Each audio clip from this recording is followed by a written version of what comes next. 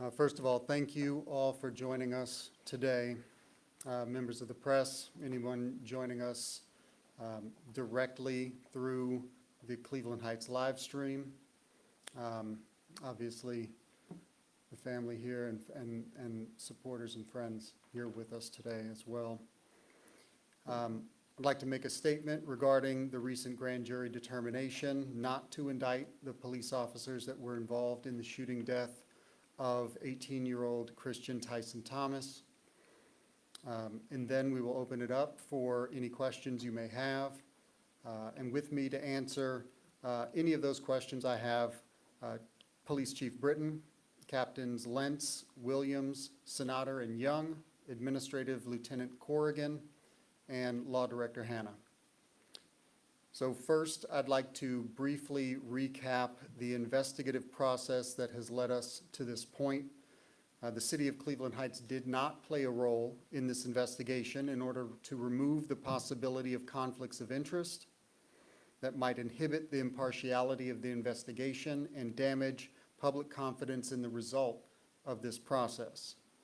On August 29th, 2024, immediately after the incident occurred, the Ohio Bureau of Criminal Investigation was called in to investigate the officer-involved shooting. BCI conducted their investigation until January of 2025, when they turned over the evidence and witness testimony they collected to the Ohio Attorney General's Special Prosecutions Section. Special Prosecutions then began their portion of this process, analyzing the evidence and witness statements, and then presenting the evidence and witness statements to a grand jury impaneled in Cuyahoga County, which they did on Thursday of last week. And I will note that although the Special Prosecution Section packages the evidence and presents it to the grand jury, they do not make a recommendation or request either in favor or against indictment. The grand jury reviews the information presented to them and then makes a decision based on the information they've been given, which they did in this case on Friday of last week. Now, I spoke with the two prosecutors from the Office of the Attorney General who were assigned to this case on Friday, and they informed me that the investigative documents from this case, the information presented to the grand jury, will shortly be published on the OAG website. The archived case files from this and all fatal officer-involved shootings can be reviewed at ohioattorneygeneral.gov/special-pages/investigative-documents. I'll repeat that. ohioattorneygeneral.gov/special-pages/investigative-documents. I think it's important to say that even in these terrible circumstances, it is a positive thing that a grand jury made up of Cuyahoga County residents reviewed the evidence in this case and found that Cleveland Heights police officers did not engage in criminal conduct on that night. I have not been able to review all of the documents that led to the grand jury decision, but based on what I have seen, I don't believe that any officers arrived on the scene with the intent to do anyone harm. However, that night ended with irreparable loss. The Tyson and Thomas families have suffered that loss. Christian's friends and neighbors have suffered that loss. Our entire community has suffered this loss. We lost an 18-year-old Cleveland Heights kid. We lost all of the potential that a young life represents. And there's nothing that this decision can do to ease the pain of that loss. And on behalf of the City of Cleveland Heights, I want to extend love and care to Christian's friends and family. We have to recognize this pain, no matter the result of this grand jury. And pain is a signal that something needs to be fixed. The The city of Cleveland Heights can't fix everything that contributes to violence in our community, but we have to do what we can. In that spirit, I want to announce several initiatives that I'll be introducing in the hopes of preventing tragedies like this in the future. So as you may know, I created the first Bureau of Professional Standards in our police division, and I selected Captain Williams, a peace officer of great integrity and experience, to lead it. I'm instructing Captain Williams to review the case files that will be made available by the Office of the Attorney General regarding this incident in order to complete our internal review of administrative compliance. And in coordination with that analysis, I'm asking Captain Williams to provide me with any recommendations for policy changes that may arise from a review of the investigative documents, which may have an impact on this type of incident in the future. I will also be introducing legislation to create a police review commission in Cleveland Heights, made up of residents who will take on the heavy responsibility of reviewing policies, training, complaints of and investigations into misconduct, disciplinary decisions, commendations, recruitment, and recommendations for appointment and promotion in the police division. It's important for our community's values and priorities to be directly reflected in what is a central responsibility of our local government. If there are ways that police training, policies, and practice can be changed to more closely embrace our community has to be involved in finding those ways. Last year, I made the decision to join Mayor Weiss in Shaker Heights, along with Mayor Thomas in Richmond Heights, Mayor Brennan in University Heights, and Mayor Wheelo in South Euclid in an effort to support law enforcement through the addition of mental health professionals who can respond to emergencies in ways that police can't. We expanded the First Call program into our cities as a regional effort in collaboration with Cuyahoga County, Metro Health, and Recovery Resources. This program is benefiting our communities, and we are planning to expand into more neighboring cities. But I see a crucial gap in service that Cleveland Heights should seek to fill. The First Call program operates primarily during traditional office hours. Although there is a lot of good that can be done during that time, I believe that it will be even more useful to our community to expand those hours of operation into the night in order to have mental health professionals available to assist in urgent situations that occur outside of a 9-to-5 workday. Whether through our regional partnership or through supplementing with additional local dollars, I will be pushing for additional funding to increase our hours of service for our co-responder model. Lastly, I want to talk about our young people and guns.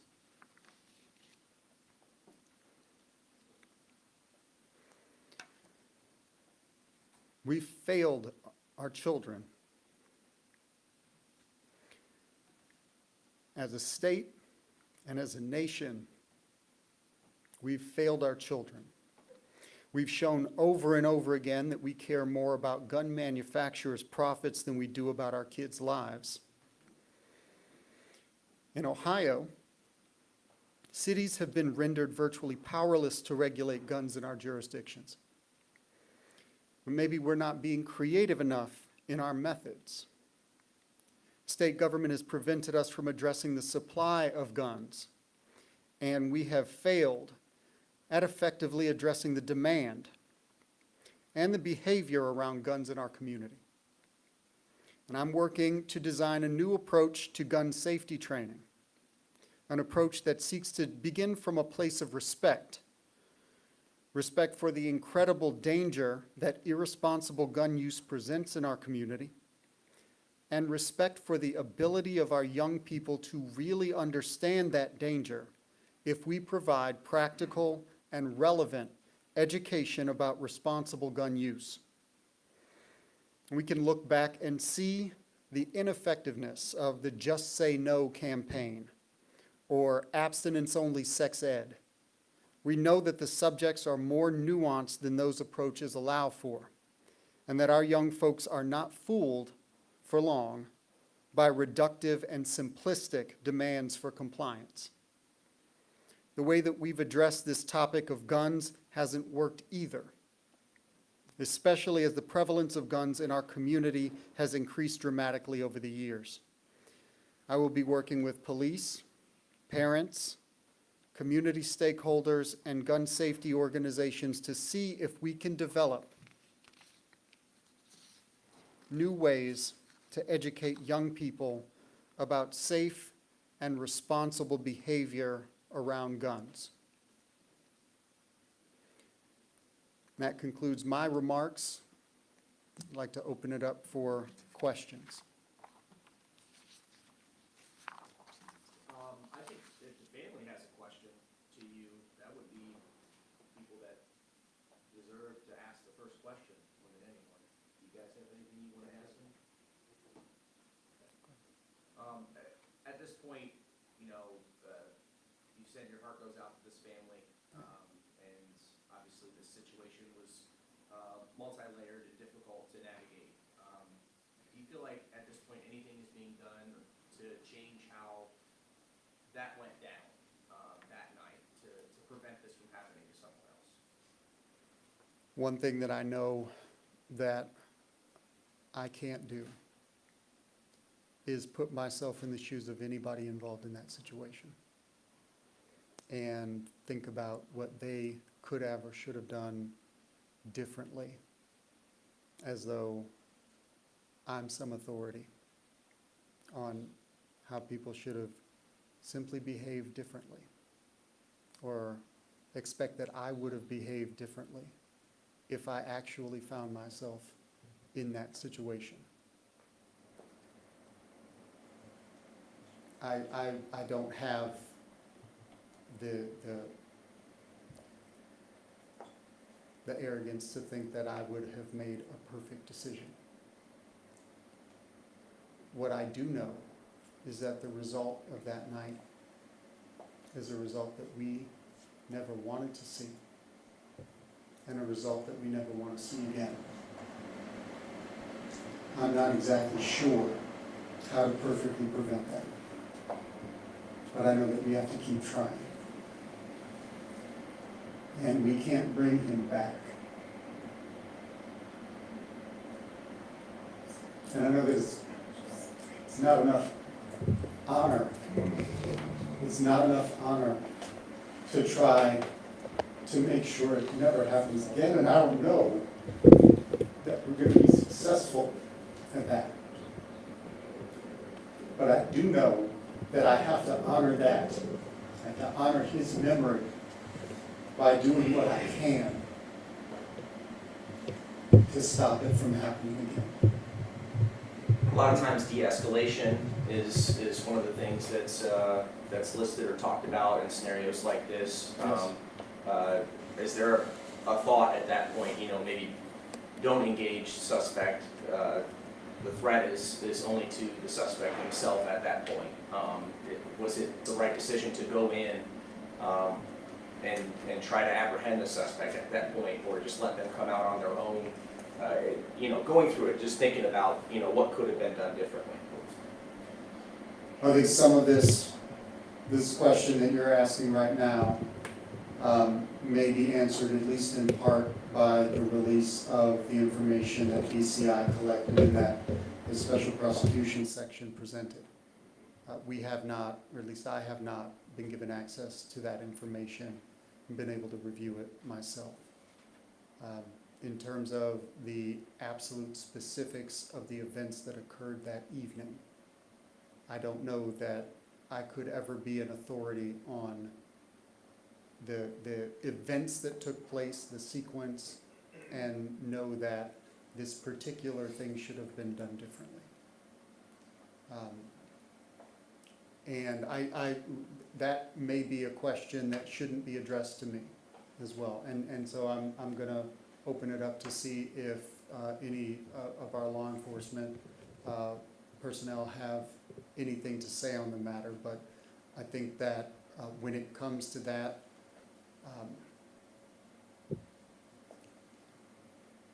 One would hope that if it were an option, and if it is ever an option, that can be seen in the moment, that can be perceived in the moment, that de-escalation is the path that any of our officers would take and would prefer to take.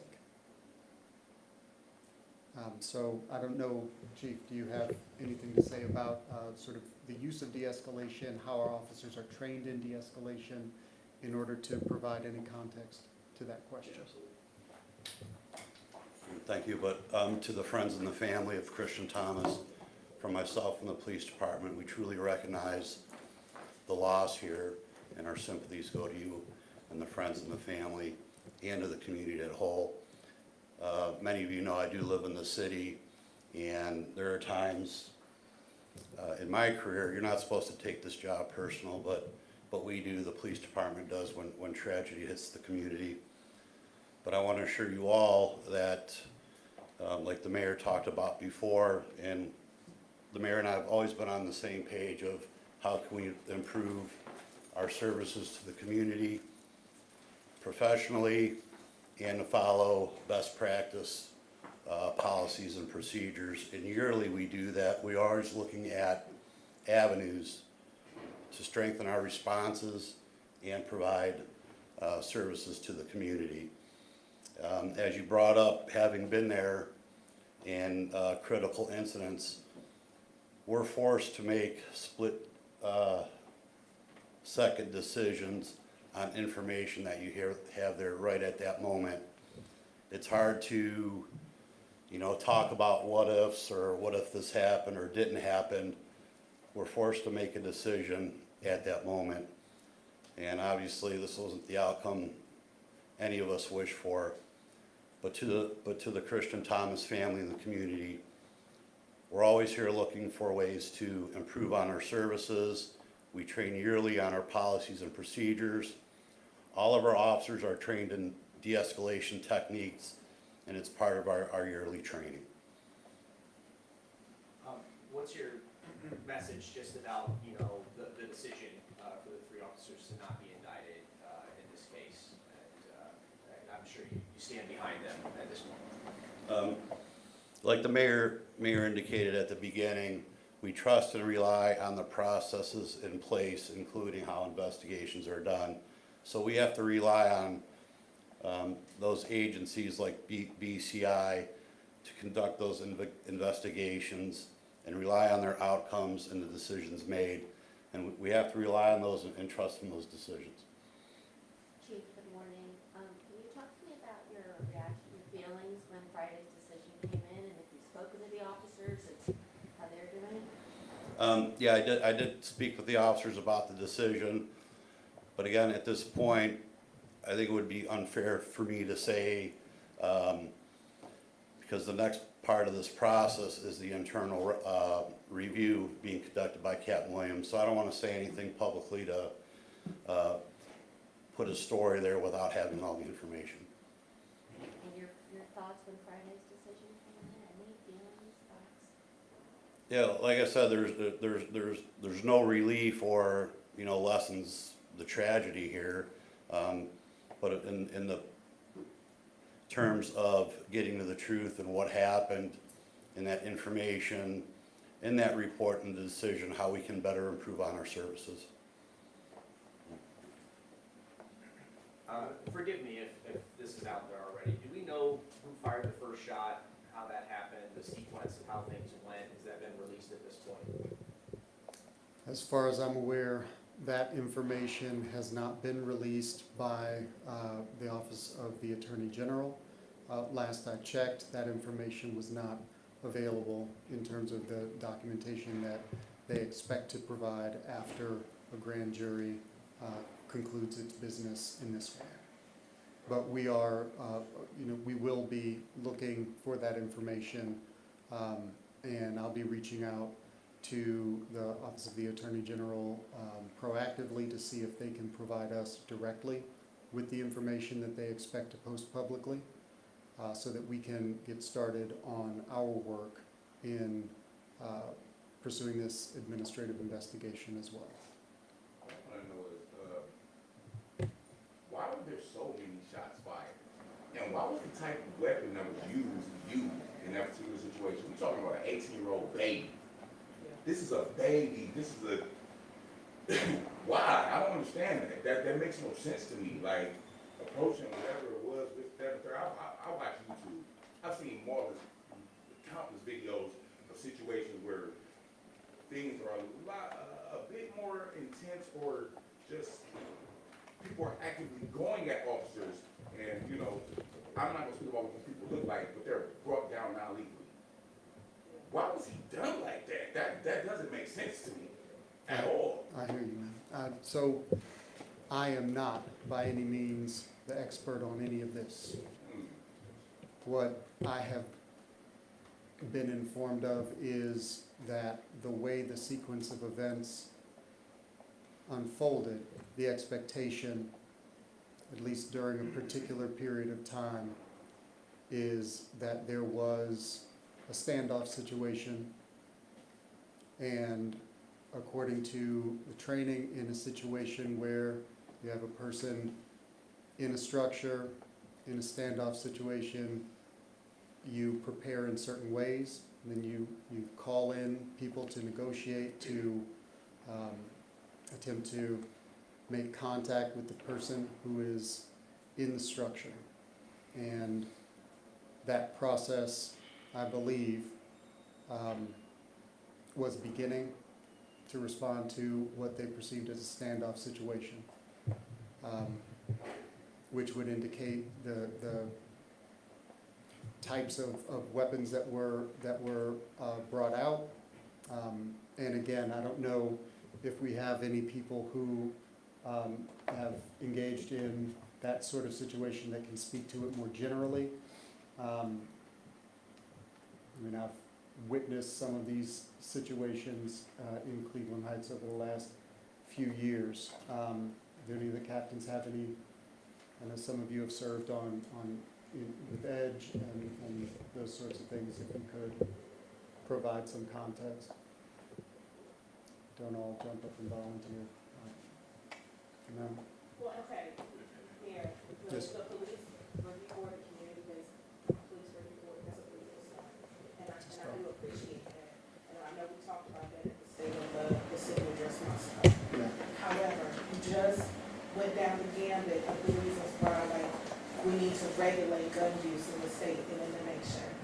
You have the authority to better regulate the use of the AR-15 rifle. Here in Here in your city, because there really wasn't any before that. no.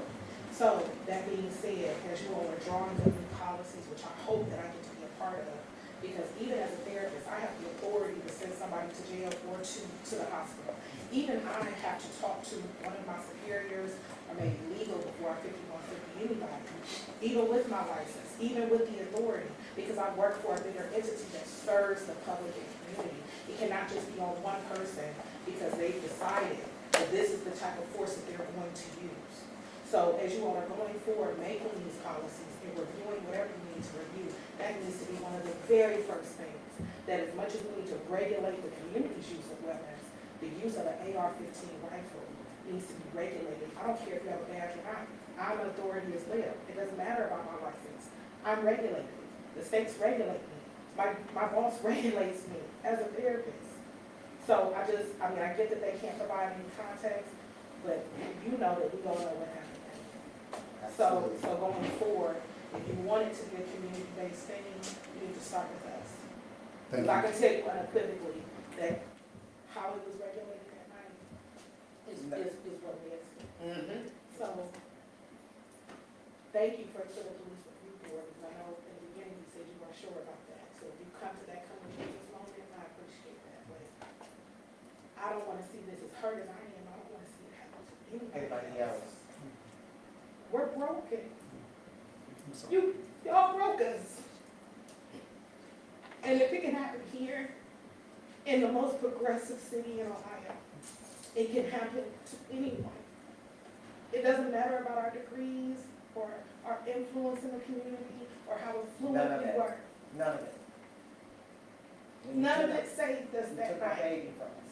None of it saved us that night for what happened in Christian. So I'm all for doing what you need to do going forward, but that alone could save somebody else's life. Regulate your force. You have the authority to do so, and I hope you do the right thing. Thank you. This may have been covered already, but was there ever a gun found down Christian area?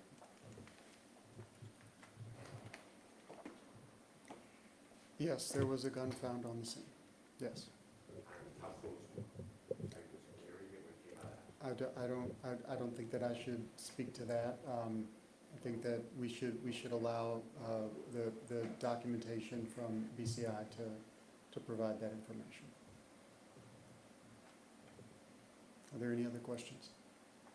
Or like, you ever visited that gun range or even knew how to shoot for it? So, What's next? Is it the internal review? That's the next step? The And then next- following that? The next step will be the internal review. The next step will be that administrative review. The criminal process has concluded, and we will be looking at the information gathered there and completing our internal administrative review of the incident as well.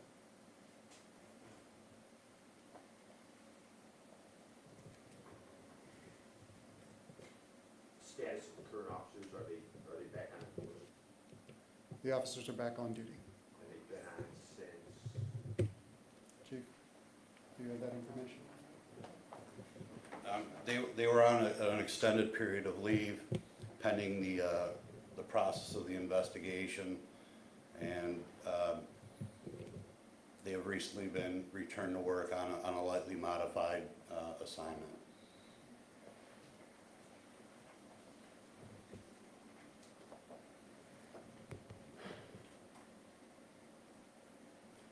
Okay.